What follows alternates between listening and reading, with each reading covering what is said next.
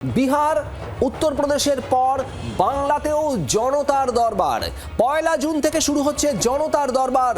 জনতার দরবারে হাজির থাকবেন মুখ্যমন্ত্রী শুভেন্দু অধিকারী হাজির থাকবেন জনতার দরবারে।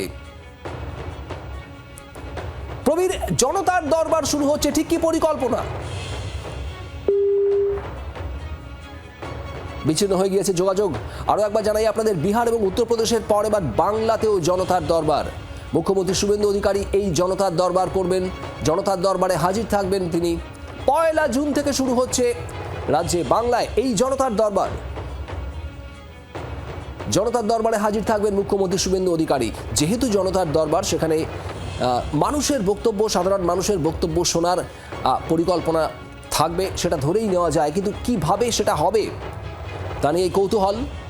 1 জুন থেকে এই জনতার দরবার শুরু হচ্ছে বিহার উত্তরপ্রদেশের পর এবার বাংলাতেও। 1 জুন থেকে এই জনতার দরবার, আর তাতে হাজির থাকবেন মুখ্যমন্ত্রী শুভেন্দু অধিকারী।